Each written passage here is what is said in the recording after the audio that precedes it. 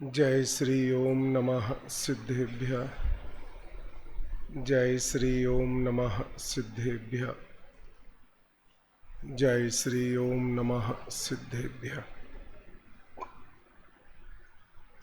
ओंकारं बिंदु संयुक्तं नित्यं ध्यायन्ति योगिनः कामदं मोक्षदं चैव ओंकाराय नमो नमः। अविरल शब्द घनौग प्रक्षालित सकल भूतल कलंका मुनि भी उपास्यत तीर्था सरस्वती हरतु नो दुर्तान। अज्ञान तिमिरान ध्यानाम ज्ञानांजन्य शलाकया चक्षुरुन्मीलितं येन तस्मै श्री गुरुवे नमः। श्री परम गुरुवे नमः। परंपराचार्य गुरुवे नमः।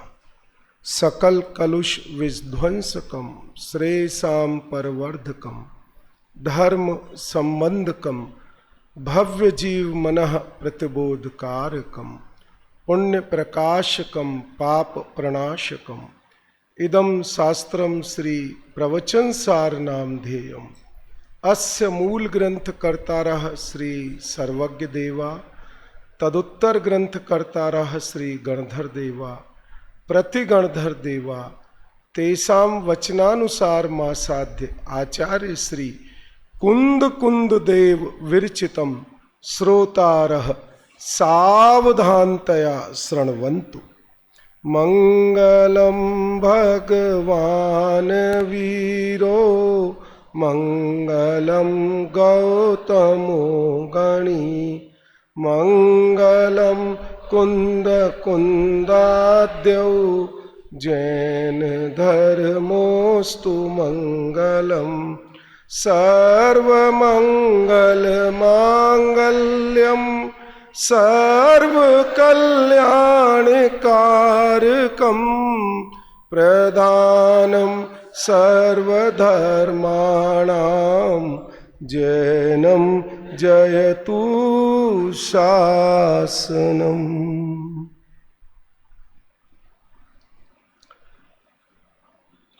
श्री प्रवचन सार नामक परम आध्यात्मिक ग्रंथ आचार्य भगवान कुंद कुंद द्वारा प्रणीत आचार्य भगवान अमरचंद्र देव द्वारा टीकाकृत इस ग्रंथादिराज की गाथा 79 का विषय कल चल रहा था, उसी को आज पूरा करके 80वीं गाथा में हमें आज प्रवेश करना है। बहुत अद्भुत गाथाएं हैं ये, मर्म है जिन शासन का इसमें, और हमारे अनादि काल के जन्म मरण को, दुख को नाश करने का मूलभूत उपाय इन गाथाओं में आचार्य भगवान हमें बता रहे हैं। इसलिए बहुत गहराई से और गंभीरता से इस विषय को समझना है। मैं एक उदाहरण हमेशा देता हूं, वो पहले समझ लो, फिर इस गाथा में थोड़ा प्रवेश करेंगे। कुछ ऐसे विषय उदाहरण होते हैं जो मुझे हर सभा में देने पड़ते हैं, इसलिए कभी रिपीटेशन हो तो आप चिंता मत करना, पर वो आपके हित के लिए है। हम यहां पर जो इतने साधर्मी बंधु यहां आए हैं, जिनागम सुनने को आए हैं, समझने को आए हैं, बच्चे आप लोग सब आए हो, आत्महित की दृष्टि से आए हो। हमें हमारी पकड़ और हमारा अभिप्राय कैसा होना चाहिए, ये बहुत गहराई से समझने की बात है। पहले इसको एक मोटे रूप से समझो, उसके बाद फिर हमें इस जिनागम को किस दृष्टि से समझना है, वो दृष्टि हमारी खुल जाएगी। हमारे हीरे बाजार में असॉर्टमेंट होता है, गायक जी आपको तो पता है, असॉर्टमेंट समझ गए ना। हीरे की छटाई होती है, हीरे को छांटना पड़ता है कि हीरे की क्या क्वालिटी है, कैसा रंग है, दागी है, बेदागी है। तो ऐसे असॉर्टमेंट होते हैं, और बहुत छोटे छोटे हीरे होते हैं, तो उसको बराबर एक आई ग्लास होता है, उससे देखना पड़ता है, छांटना पड़ता है। अब ये जो असॉर्टमेंट जो होता है ना, उसकी भी एक ट्रेनिंग होती है। हीरे बाजार में एक ट्रेनिंग होती है। सौरभ, आप समझते हो सारी चीजें। तो जब ट्रेनिंग के लिए, तो जिसको जॉब करना होता है, तो जहां पर जो बड़े बड़े हीरे के व्यापारी हैं, उनके यहां वो सीखने को आते हैं। क्या करने को आते हैं? सीखने को आते हैं। और फिर वो व्यापारी के यहाँ उनको हीरे दिए जाते हैं, उनको सिखाया जाता है कि ये इसकी साइजेस आपको अलग अलग करने हैं, ये आपको उसके रंग अलग अलग करने हैं, कलर अलग अलग करने हैं, आपको उसके ये दागी है, ये बेदागी है, ये कम दाग वाला है, उसमें अलग अलग प्रकार की विधाएं होती हैं। तो उनको अलग अलग करना सिखाते हैं। तो जिसको भी भविष्य में ऐसा विचार आता है ना कि मुझे आजीविका करनी है, जॉब करना है, तो मैं इस हीरे के असॉर्टमेंट को सीख लूं और फिर पारंगत होके, चतुर होकर के मुझे अच्छे ऑफिस में मेरी आजीविका के लिए जॉब मिलेगा। गोदिका जी ऐसा ही है ना, बाबू चाचा। देखना अब इसमें क्या होता है कि वो जो हीरे का व्यापारी है, उसके बच्चे भी उसके ऑफिस में कभी नहीं सीखते हैं। ये नियम है हमारे हीरे बाजार का। क्योंकि वो उस व्यापारी का बच्चा अगर अपने ऑफिस में सीखेगा, वो सीख नहीं सकता है, क्योंकि उसके अंदर में मैं इस ऑफिस का मालिक हूं। तो वो उसमें सीखने की जो अंदर में जो जिज्ञासा है वो नहीं रहेगी, उसके ऊपर सदैव मालिकपन हावी रहेगा। तो ये व्यापारी लोग क्या करते हैं कि उस अपने बेटे को दूसरी जगह सीखने को भेजते हैं। अब वो जब दूसरी जगह सीखने को जाता है, बहुत अच्छा मर्म है, ये कथा नहीं बता रहा हूं मैं, ये हमें किस ढंग से करना है ये विधि बता रहा हूं। तो जब वो दूसरी जगह सीखने को जाते हैं, तो वो भी जो जॉब करने आया है साधारण परिवार का व्यक्ति, उसके साथ ही बैठ करके हीरा सीखते हैं। दोनों जिस ऑफिस में बैठते हैं, दोनों वो जो सीखने आया है वो भी, और जो अरबपति व्यापारी का बेटा है वो भी एक ही टेबल पर आजू बाजू में बैठ करके सीखते हैं। इतना तो दृश्य ज्ञान में आ गया ना बच्चों, सबको आ गया ना। अब मैं उनके अभिप्राय में जाकर के देखो तो क्या है अंदर में। जो सीखने आया है साधारण आजीविका के लिए, उसको तो यह है कि मुझे सीख करके नौकरी चाहिए। उसके अभिप्राय में क्या है? उसको क्या है कि मुझे सीख करके 1-2 लाख रुपए महीने की नौकरी मिल जाए, मैं इसमें पारंगत हो जाऊं। वो इस अभिप्राय से उस ऑफिस में सीखता है। सीखने में 6 महीने लगते हैं, 1 साल लगता है, जितना भी समय लगेगा, वो उस अभिप्राय से, परमात्मा जी यही होता है ना, दूसरा तो होता नहीं है अपने यहां, तो उसी अभिप्राय से सीखता है वो। अब जो सेठ का बच्चा है वो क्या अभिप्राय से सीखता है कि मुझे 1-2 लाख रुपए महीने के कमाने हैं। वो किस अभिप्राय से सीखता है कि मुझे सीख करके मेरे ऑफिस में ऐसे 100-200 असॉर्टर जॉब करेंगे और मुझे सीख करके व्यापार करना है, करोड़ों अरबों कमाने हैं। वो इस अभिप्राय से सीखता है। दोनों का अभिप्राय समझ में आया? जिन कुमार, समझ में आया कि नहीं आया? अब हम यहां इस जिनागम की इस उत्कृष्ट तत्व चर्चा को किस अभिप्राय से सुन रहे हैं ये बताओ। पहले अपना अभिप्राय नक्की करो। बातों में तो हम इतने चतुर हैं कि सिद्ध भगवान भी आ जाए तो उनको भी 100 नंबर और हमको भी 100 नंबर, 99 नहीं मिलेंगे, गारंटी से बोल रहा हूं। प्रश्न का उत्तर देने सिद्ध भगवान हमारे बाजू में बैठे और हम बैठे बाबू चाचा, 99 लाके नहीं दिखाऊंगा आपको, 100 में से 100 लाके दिखाऊंगा। अंदर का अभिप्राय टटोलो, हमारे अंदर के। अभी जो भगवान आचार्य कुंद देव मोक्ष है के उपाय बता रहे हैं, जो हमारे जन्म मरण के अभाव की विधि बता रहे हैं, उसको हम किस अभिप्राय से सुनना है? सुनना है इसलिए कि सुन करके इस विधि को अभी आत्मसात करना है। इसके लिए ये नक्की करो, पहले जैसा नक्की करोगे वैसा फल प्राप्त करोगे। बात समझ में आ रही है? बहुत महत्वपूर्ण बात आपको बता रहा हूं। जो अंदर में परिणाम होंगे उस प्रकार की परिणति होगी होगी और होगी।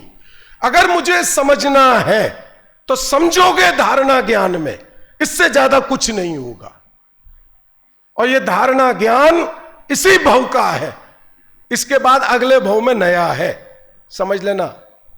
इसके भरोसे आत्म कल्याण के लिए मत बैठे रहना। यहां बच्चों समझ में आ रहा है ना? यहां भगवान क्या कह रहे हैं? अब हम अनादिकाल से चले आ रहे इस मोह का क्षय कैसे करें, उसका उपाय अब हम भव्य जीवों को बता रहे हैं। अब हम तैयार हैं, अब हमें मोह क्षय करना है। हमारे जन्म मरण के नाश का उपाय हमारे सातिशय भाग्य से आचार्य भगवान हमें बता रहे हैं। बस ऐसे अंदर में जिज्ञासा हमारे हृदय में, ऐसा अभिप्राय हमारे हृदय में आ गया, समझ लेना जिनवाणी की एक एक पंक्ति हमारे हृदय में जाके खचित हो जाएगी। याद करने की जरूरत नहीं होती है, कार्य अभिप्राय से होता है। त्रियंच को क्या याद है? असंख्यात मछलियां लवण समुद्र में आता है ना, कहां है हमारे प्रवीण जी? सम्यक दृष्टि कौन से गुण स्थानवर्ती? 5वें गुण स्थान और 4थे गुण स्थानवर्ती। कितना उनको आपकी गुण स्थान याद है? कितना याद है प्रवीण जी उनको गुण स्थान 5वें वालों को? कौन से गुण स्थान में क्या होता है? 4थे में और 5वें में आर्त रौद्र ध्यान होता है, और फिर 6वें में मात्र आर्त रौद्र आर्त ध्यान होता है। और वो भी 4, बहुत अच्छा विद्यार्थी ने उसका गुरुदेव श्री की वाणी का और बहुत अच्छा खुला। तो याद है कि नहीं उन मछलियों को? तो सम्यक दर्शन है कि नहीं उनको? 5वां गुण स्थान है कि नहीं? तो ये विकल्पों के भरोसे 5वां गुण स्थान होता है। किसके भरोसे होता है? अरे अभिप्राय के भरोसे होता है। किसके भरोसे होता है? अभिप्राय के भरोसे होता है। ये विकल्पों के भरोसे नहीं होता है। और हमने इन विकल्पों को ही माथे पे उठा रखा है। मैं 4 घंटे गुरुदेव का प्रवचन सुनता हूं, मैं 2 घंटे YouTube सुनता हूं, मैं ऐसा करता हूं, मैं ऐसा करता हूं। माने ऐसा लगता है कि ये विकल्प ही मोह क्षय का उपाय है। भाई गलत है, समझो बात। ये हम इसमें रीझते हैं। जैसे होता क्या है, अष्टमी चतुर्दशी आए, देखो सच्ची बताता हूं, मनोवैज्ञानिक, अष्टमी चतुर्दशी आए सर्वज्ञ। अब हम तो हरी नहीं खाते हैं और एक आसन करते हो, हमसे किसी ने पूछा भी नहीं। सुनना सच्चाई है तो चलते चलते चलेंगे, और वो बाजू में साधर्मी भी चल रहा होगा, भाई साहब आज चतुर्दशी है ना इसलिए एक ही टाइम भोजन लेना है। समझ गए? माने उसको वो चतुर्दशी है और एक ही टाइम भोजन लेना है, वो उसके माथे पर इतना ऊर्ध रहता है कि सामने वाला नहीं पूछ रहा है तो कोई ना कोई बातों में लगा करके मैं उसको बता दूं। ऐसे ही हम मोक्ष मार्गी कैसे है? मैं 2 घंटे सुनता हूं, मैं 1 घंटे सुनता हूं, मैं वो पूजा भी सुनता हूं, और मैं उनका संजीव जी का भी सुनता हूं, मैं डॉक्टर साहब का भी सुनता हूं, मैं गुरुदेव का भी सुनता हूं। इसका नाम क्या है? अभी आएगी पंक्ति। इसका नाम क्या है? इसका नाम अभिसारिका है। ये अब अमृतचंद्र भगवान कहेंगे, मैं नहीं कह रहा, मेरी हिम्मत भी नहीं है कुछ कहने की। शुभोपयोग परिणति के वशीभूत होकर के, समझो बात कहां कह रहे हैं। किसने हमारे स्वभाव के साम्राज्य को लूटा है? इन्हीं विकल्पों ने हमें लूटा है, और यही विकल्प हमें लूट रहे हैं। अगर हम इतनी गहराई से, इतनी सूक्ष्मता से इस बात को नहीं समझेंगे तो समझ लेना हम एक सेंटीमीटर भी मोक्ष मार्ग में नहीं बढ़े हैं। अब अपनी बात पे आता हूं, किस अभिप्राय से सुनना है भैया? अरे शास्त्री, भावी शास्त्री, भावी विद्वानों बताओ, असॉर्टर बनना है कि मालिक बनना है? अरे जोर से बताओ। तो मालिक बनने के हिसाब से मोक्ष है, अभी करना है कि पहले सुन लेते हैं, याद कर लेते हैं, फिर बाद में जब बुढ़ापे में कुछ नहीं बचेगा तो फिर इसका अभ्यास करेंगे। ख्याल में आ रही है कि नहीं?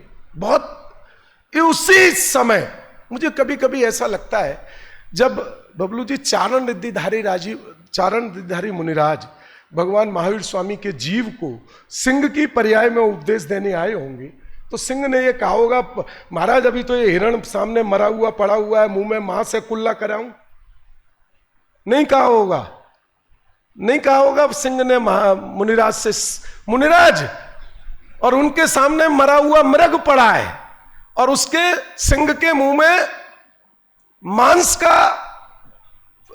आहार है उसके मुंह में, तो उसने नहीं कहा होगा मुनिराज से कि महाराज आप आए हो, नमोस्तु नमोस्तु नमोस्तु, तिष्ठ तिष्ठ, सब नहीं कहा होगा।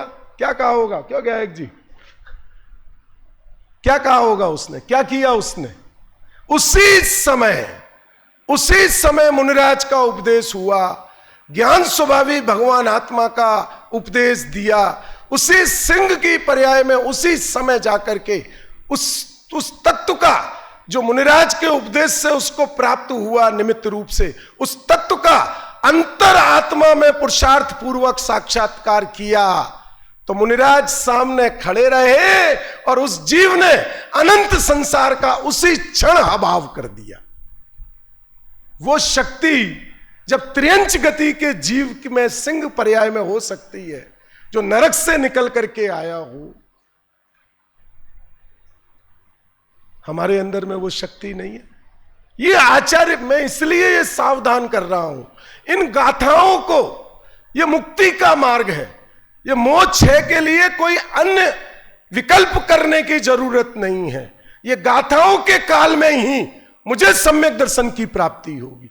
जब आचार्य अमृतचंद्र भगवान ये लिखते हैं कि इस टीका लिखने के काल में मेरी परिणति विशुद्धता को प्राप्त हो, कल पूज्य गुरुदेव श्री के प्रवचन में आ रहा था ना, बहुत अच्छा आ रहा था परमात्मा जी, कि इन गाथाओं को लिखने के काल में मम परम विशुद्धि, मेरी परम विशुद्धि हो। परम विशुद्धि माने अंतरंग में वीतरागता की पूर्णता हो जाए, ये टीका के काल में, टीका से नहीं। गुरुदेव ने बहुत इस बात को स्पष्ट किया, टीका से नहीं, टीका के काल में मेरे ही परम विशुद्धि हो, जिससे मैं पूर्ण वीतरागता की प्राप्ति कर सकूं। ऐसे ही भावना हमें समझनी है। अभी इसी भावना से ये स्वाध्याय समझना है कि इस स्वाध्याय के काल में ही, ये प्रवचन सार की 79-80 नंबर की गाथा के स्वाध्याय के काल में ही मैं मेरे मोह क्षय का संपूर्ण अभाव करने की विधि और उसमें लगने की विधि में समझ लूं। अगर जिसने ईमानदारी से, पवित्रता से ये अंदर में निश्चय कर लिया, वो निश्चित रूप से भव्य है और इस सम्यक दर्शन की प्राप्ति किए बिना इस मनुष्य भव से आगे नहीं जाएगा। ये समझ लो, अगले भव में संस्कार फंस्कार का कोई काम नहीं है, वो कमजोर करने की बात है। गायक जी सब ये संस्कार शब्द बोल देते हैं ना, ये पुरुषार्थ को नपुंसक करने वाला शब्द है कि संस्कार से आ जाएगा। संस्कार वंस्कार दिमाग में रखना मत। होता है मनुष्य पर्याय में इतना क्षयोपम है, जब शिव भूति मुनिराज को तुष्मास भिन्नम, इतने लौकिक ज्ञान से आत्मा और शरीर भिन्न है, कर्म और आत्मा भिन्न है, भाव कर्म मोह राग द्वेष के परिणाम और आत्मा भिन्न है, इतने अल्प ज्ञान से ही अरे मुक्ति की प्राप्ति हो गई। तो हमें सम्यक दर्शन की, हमें अपने स्वरूप की प्राप्ति क्यों नहीं हो सकती है? न्याय समझ में आया? सौरभ समझ में आ रहा है? बिल्कुल सरल है, ये कठिन नहीं है सौरभ, बहुत सरल है। अद्भुत अद्भुत चर्चा है आचार्य भगवान की। अब देखो क्या कह रहे हैं, देखो कहां तक अपन ने पढ़ लिया था। देखो अब सर्व सावध योग को छोड़कर, यह बात कल हो गई थी इसलिए आज नहीं कर रहा, चारित्र अंगीकार किया होने पर भी, कौन सा चारित्र कल बताया था बच्चों? कौन सा चारित्र? जो चारित्र है नहीं, चारित्र के साथ दिखाई देता है। जैसे बादाम लाए, तो बादाम लाए तो बादाम में छिलका भी है, कहलाएगा बादाम, बोलेंगे बादाम, पर बादाम कौन है उसके अंदर? उसके अंदर का मूल, वो जो मिगी है वो बादाम है, बाकी क्या है? छिलका है। तो कौन सा है?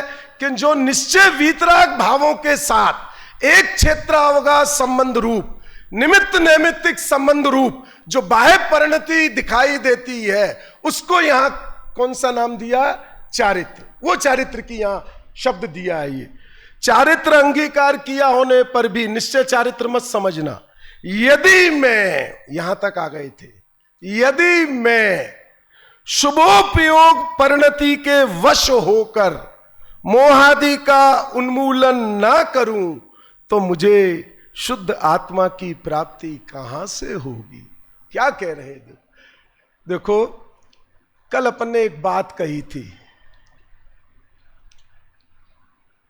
कि वास्तव में मेरे मोक्ष के पुरुषार्थ को रोका किसने है, पहले ये नक्की करो। जैसे हमने कल चर्चा की थी ना, अनंत बार मुनि व्रत धारण किया, अनंत बार भगवान के समूह शरण में जाकर के भगवान की वाणी का साक्षात श्रवण किया, और अनंत बार 11 अंग और 9 पूर्व का ज्ञान किया। इसके बावजूद भी मुक्ति नहीं हुई, और वो भी एक बार नहीं, अनंत अनंत बार किया, उसके बावजूद भी मुक्ति की प्राप्ति नहीं हुई। तो बाधक कौन रहा? अब बाधक को ढूंढो, उस मुक्ति की प्राप्ति में बाधक कौन रहा? ये बाधक अब समझना, बहुत बढ़िया बात। एक पंडित ज्ञानचंद जी साहब है ना, अपने विदिशा वाले है, बहुत बढ़िया उदाहरण देते हैं, बहुत बढ़िया। मालूम है आपको, सबके मुंह पे प्रसन्नता है। जिन कुमार समझ में आया नहीं आया, वो एक उदाहरण देते हैं कि जब जीव समूह शरण में जाता है ना, बच्चों, मैं बच्चों बोलता हूं, तुम हो तो वास्तव में विद्वान, पर मेरी उम्र के सामने बच्चे हो इसलिए बच्चों बोलता हूं। तो वो जब समूह शरण में जाता है तो समूह शरण में 20,000 सीढ़ियां होती हैं, बराबर है ना प्रवीण जी? अरे प्रवीण जी बैठे रहते हैं तो इनसे अपना मैं हाँ भरवाता रहता हूँ, मैं निश्चिंत हो जाता हूँ कि मैं गलत नहीं बोल रहा हूँ। तो वो 20,000 सीढ़ियां होती हैं, तो उन्होंने एक रूपक बनाया। वो तो अपने को तत्व समझाने के लिए विद्वान लोग जो रूपक बनाते हैं ना, तो उन्होंने रूपक में, तो जैसे अपन मंदिर में जाते हैं ना, तो मंदिर के दरवाजे पे वो दादा की जो पहली है ना, जो देव दर्शन की विधि, तो उसमें निस्सई निस्सई निस्सई, तो निस्सई का क्या अर्थ होता है? समस्त सांसारिक कार्यों का निषेध। तो जो जीव, बाबू चाचा, जो जीव समूह शरण के लिए चला ऊपर, तो वो समूह शरण के बाहर दरवाजे पर उसने भी निस्सई निस्सई निस्सई किया। अब उन्हें निस्सई निस्सई निस्सई किया, समस्त सांसारिक कार्यों का निषेध, तो अंदर में जो पुण्य पाप थे उसके, उसमें खलबली मच गई। अब क्या होगा? अब तो यह जीव समूह शरण में जा रहा है, भगवान के पास जाएगा, और अनादिकाल से हमारा इसका साथ था। किसका? पुण्य पाप का। अनादिकाल से हमारा साथ था, हम इसके ऊपर राज्य कर रहे थे, अब यह हमें छोड़ देगा। अब वो घबराने लगे। कौन घबराने लगे? पुण्य पाप, रोने लगे। अब हमारा क्या होगा? ये तो गया, और जब से इसका अस्तित्व है, जब से इसकी सत्ता है, तब से हम इसके साथ हैं, और ये अब हमें छोड़ देगा। घबराहट हो गई। अब उनका बाप मिथ्यात्व अंदर में बैठा हुआ था। जब उसने देखा कि मेरे बच्चे पुण्य पाप रो रहे हैं, तो वो क्या बोला मालूम है? अरे बेटा रो मत, मैं इसके साथ ऊपर तक जा रहा हूं। वो क्या बोला? ये पुण्य पाप की ही तो प्रतिज्ञा कर रहा है छोड़ने की। मैं इसके साथ भगवान के पास तक जा रहा हूं, इसको खाली हाथ लौटा के ले आऊंगा, घबराओ मत, थोड़ी देर निराहार रह लो। समझ में आई कि नहीं आई बात? ख्याल ये पंडित ज्ञानचंद जी का बहुत अच्छा, बहुत बढ़िया लगता है मुझे उदाहरण। मैं जा रहा हूं ना इसके साथ। कौन जा रहा है? मिथ्यात्व। वो मिथ्यात्व क्या कहता है? कि मैं पर का करता हूं, शुभ भाव से ही मुक्ति होगी, भगवान के उपदेश से ही मुक्ति होगी, ऐसा विकल्प इसके माथे पर चढ़ा के ऊपर तक लेके जा रहा हूं। इसको स्वभाव की ओर आने ही नहीं दूंगा, इसको दिव्य ध्वनि सुनने दो, ये वापस लौट के आएगा तो फिर अपनी तीव्रता से तुम इसके ऊपर शासन करना, घबराओ मत। ऐसे ही हमारी स्थिति है। मिथ्यात्व को तोड़ने का, मिथ्यात्व के नाश का हमारे पास कोई उपाय नहीं है। उपाय है तो उपाय हम करते नहीं है। हम काय का उपाय करते हैं? अशुभ परिणति को छोड़ने का उपाय करते हैं, शुभ परिणति रूप होने का उपाय करते हैं। पर ये शुभ अशुभ दोनों ही मेरे शत्रु हैं, दोनों ही मेरे घातक हैं।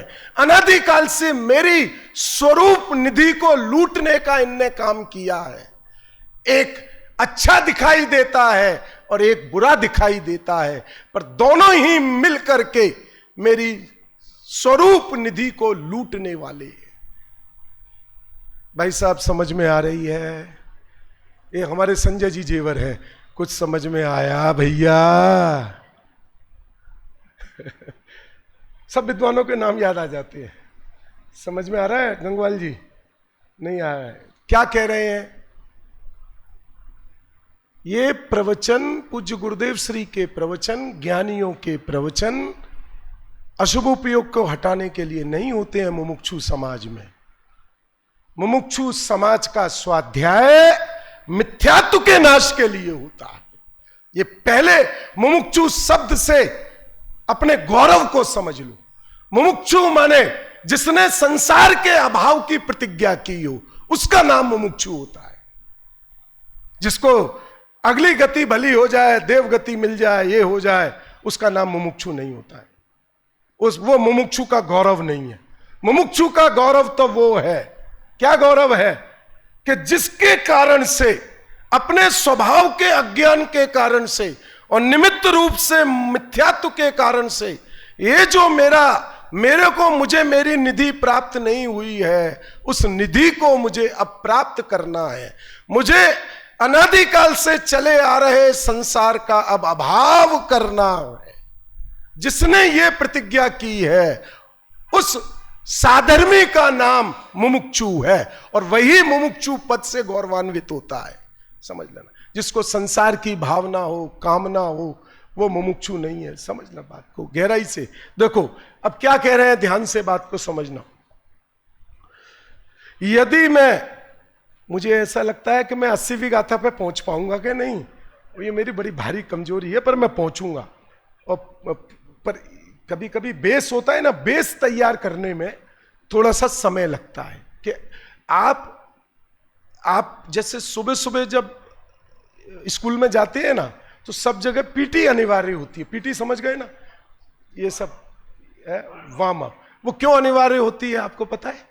वो उससे क्या शिक्षा मिलेगी पीटी से? बेटा कुछ शिक्षा मिलेगी? तो फिर स्कूल वाले 10-15 मिनट अनिवार्य क्यों रखते हैं? उसको अनिवार्य गायक जी क्यों रखते हैं?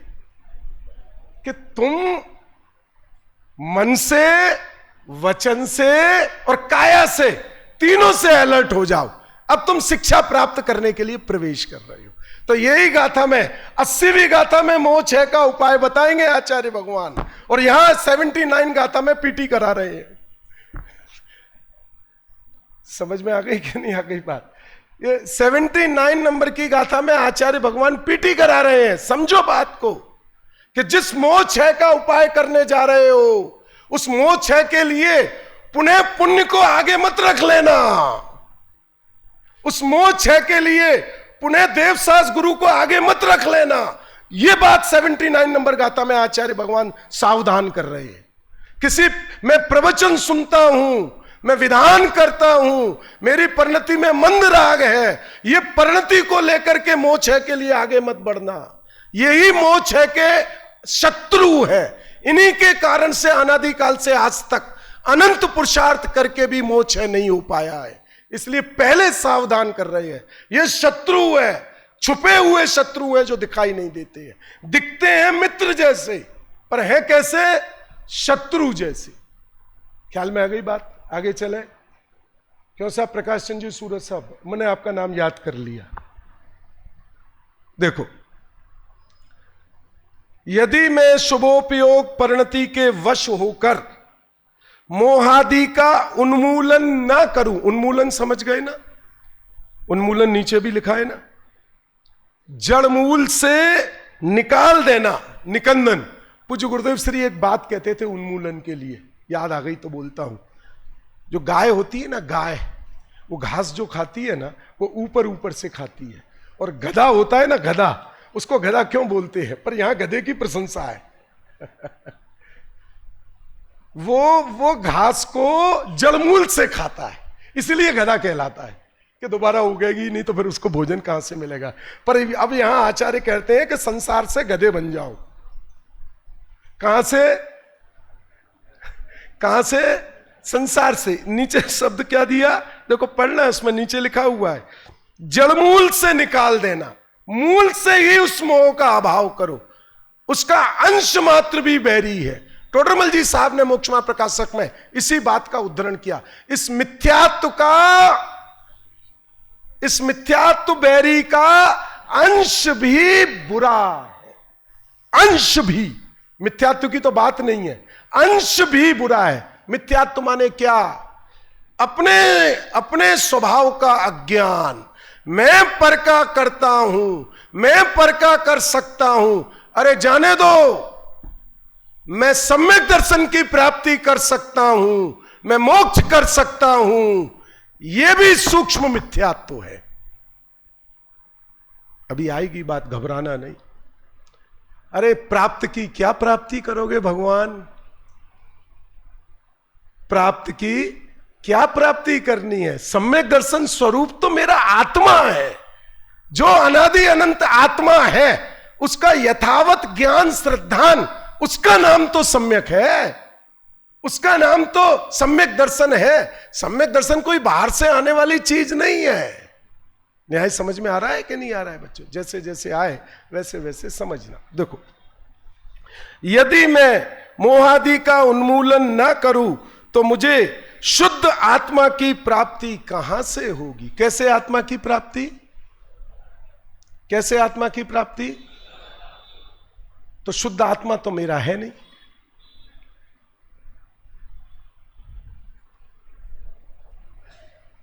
क्यों अखिल जी? शुद्ध आत्मा है मेरा, मेरा शुद्ध आत्मा है,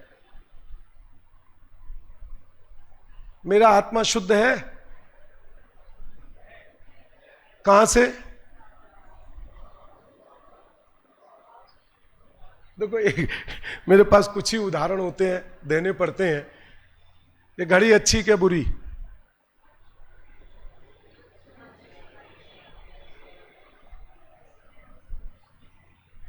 भाई साहब, बाबू चाचा, ये घड़ी अच्छी क्या बुरी? कमल जी, है?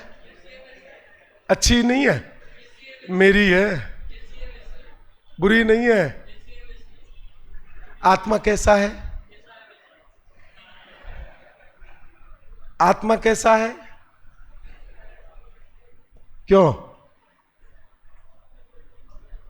कैसा है आत्मा?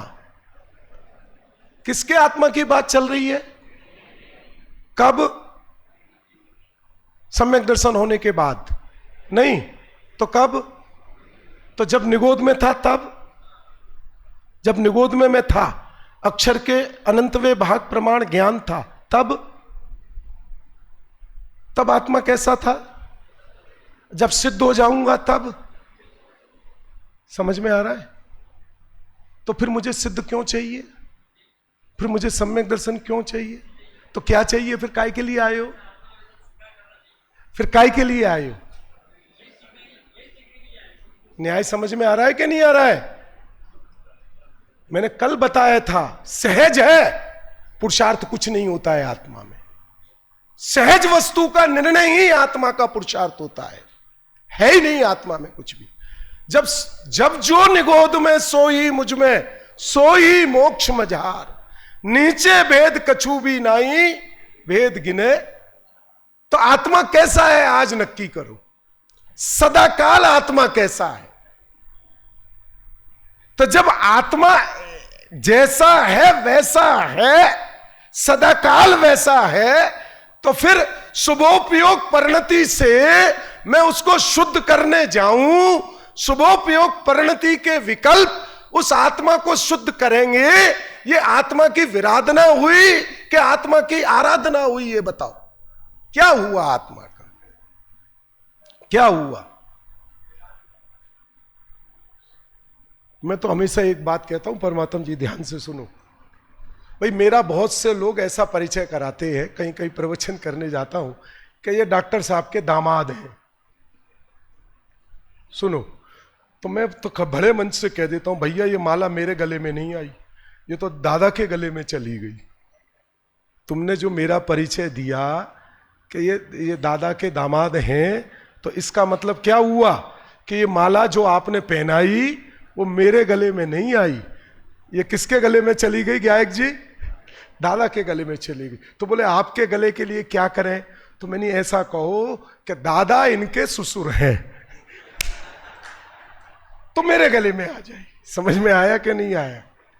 क्या कहो आप? बात समझ में आ रही है कि नहीं?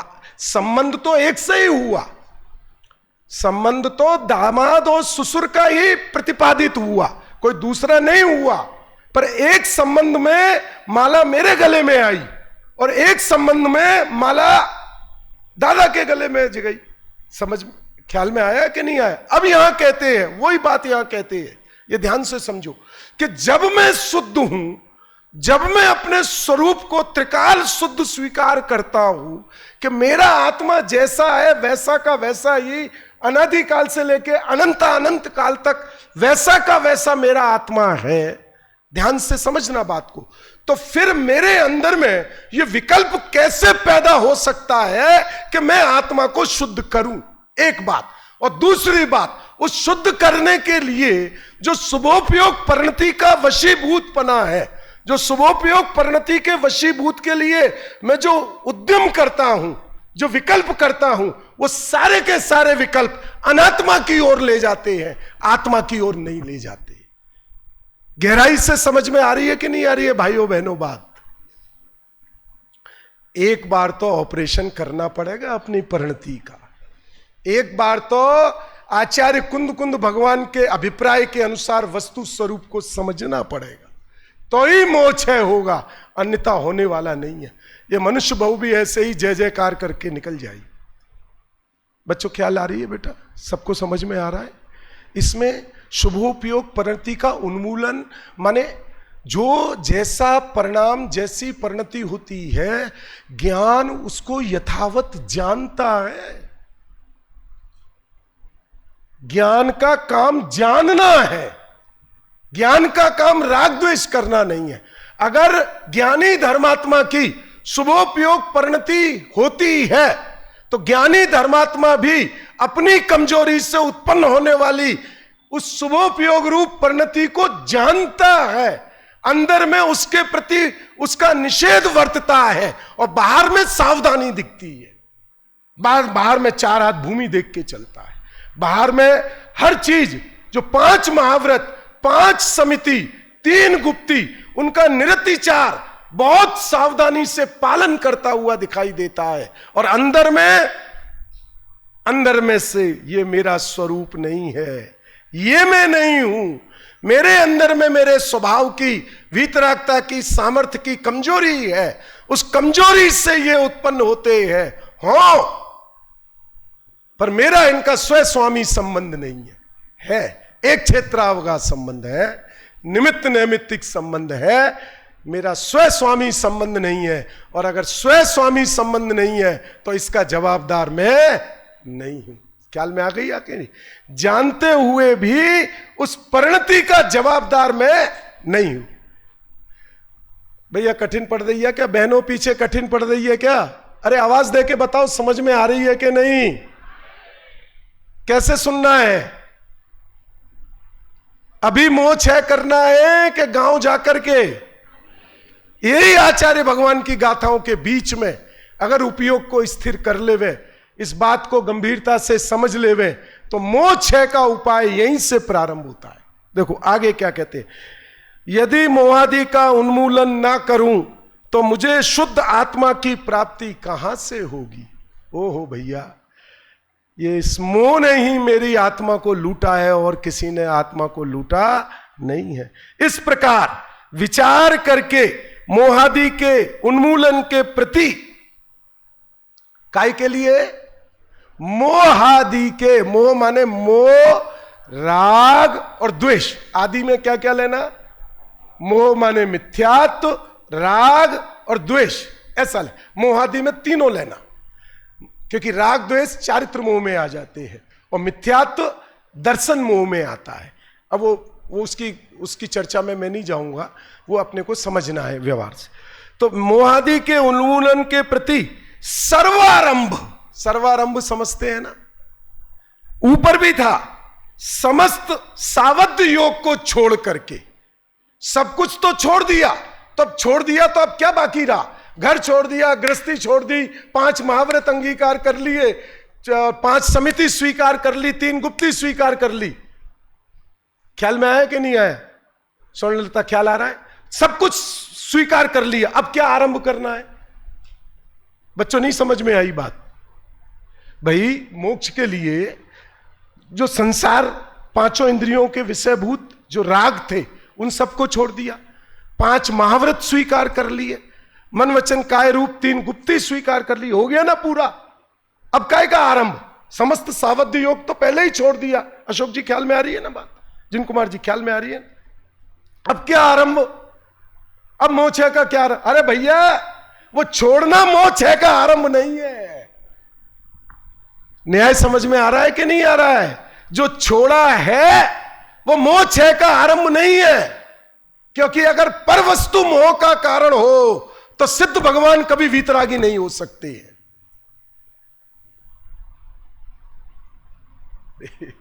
समझ में आई कि नहीं आई बात? आपके पास तो सुविधा है कि टीवी देख रहे हो और ऐसा कोई कारुणिक दृश्य आ जावे तो आप क्या करोगे? गंगवाल जी क्या करोगे? फटाक से टीवी का रिमोट से बंद कर देंगे, भाई हम देख नहीं सकते हैं। सिद्ध भगवान क्या करें?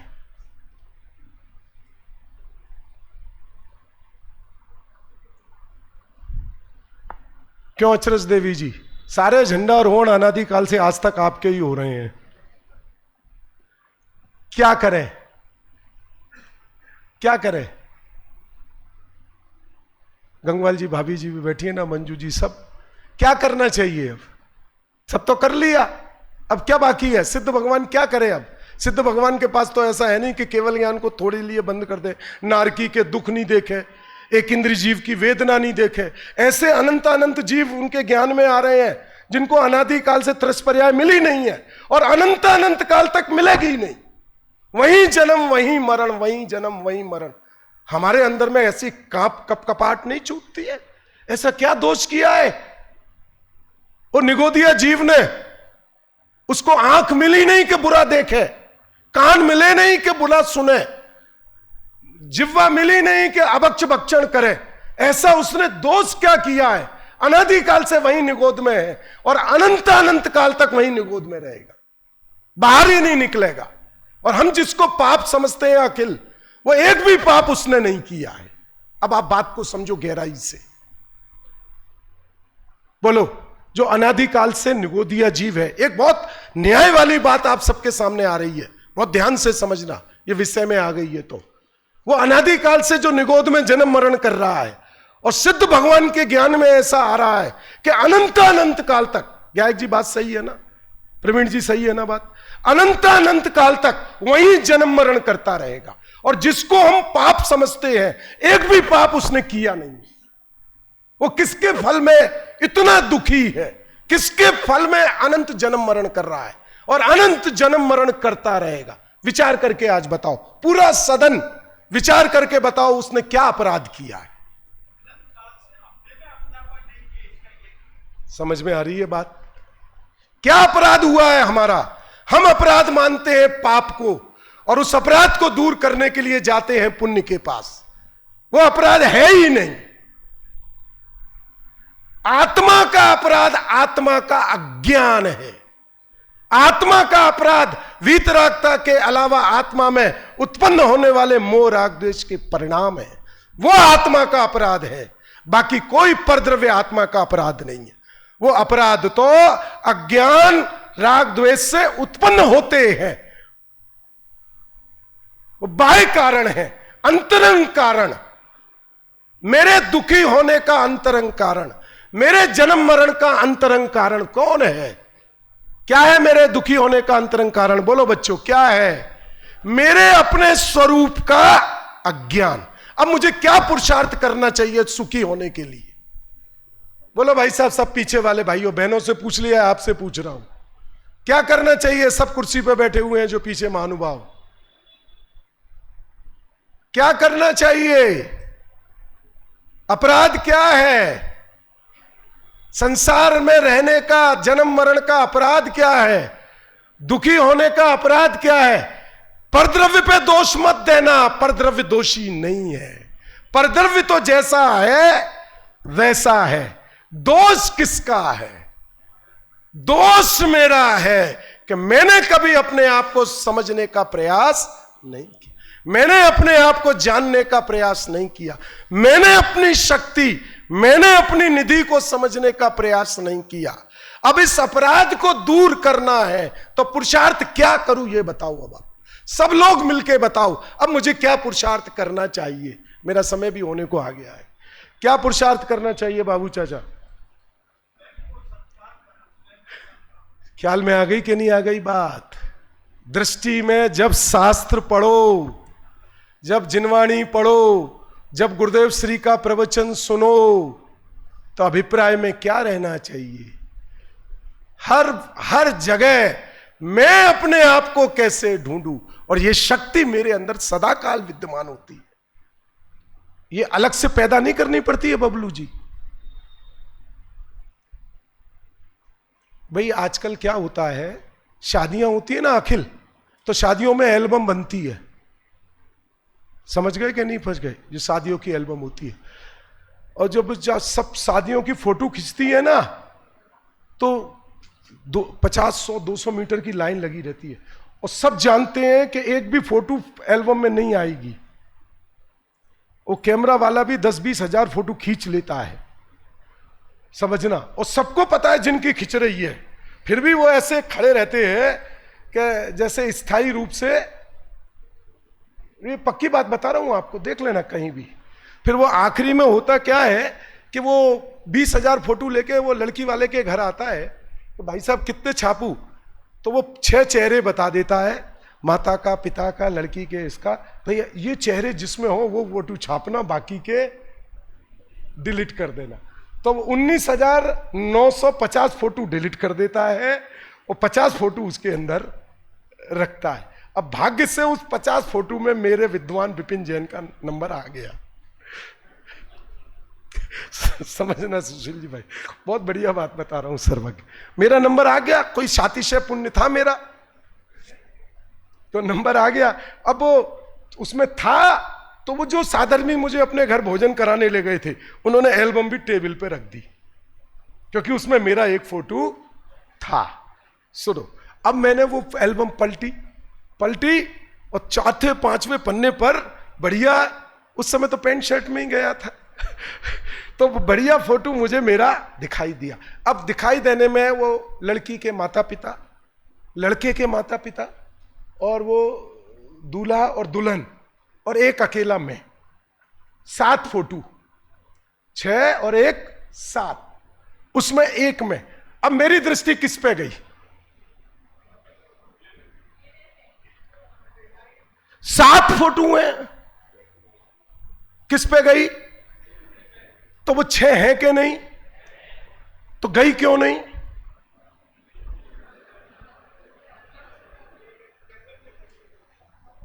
छह दिखाई नहीं दे रहे हैं बच्चों? दिखाई दे रहे हैं कि नहीं दे रहे हैं? गई किस पे?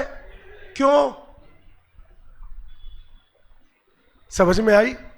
ये जो प्रवचन चल रहे हैं, यो जिनवाणी की बात आ रही है, जितनी जितनी बात आए, व्यवहार ने की एक क्षेत्रावगा संबंध है, निमित्त नैमित्तिक संबंध है, उसको गौण करते चलना।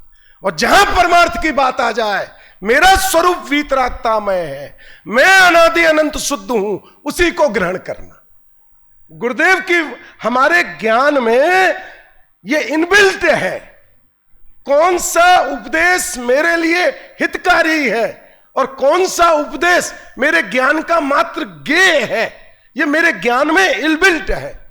जब मुझे लगेगा कि मुझे अब आत्मा ही समझना है, तो हर उपदेश जहां जहां आत्मा की गहराई और एकाग्रता होगी, मेरा अभिप्राय, मेरा उपयोग उसको सूक्ष्मता से पकड़ता चलेगा। और मेरे मिथ्यात्व के स्थिति अनुभाग जो निमित्त रूप से मेरे सम्यक दर्शन में बाधक कारण है, उनमें भी निरंतर उनके स्थिति अनुभागों में क्षीणता होती रहे, मंदता होती रहे। यह मुक्ति का विधान है। ख्याल में आ गई सबको? नहीं आई? देखो पूरा कर। इस प्रकार विचार करके मोहादि के उन्मूलन के प्रति सर्वारंभ समझ में आ गया।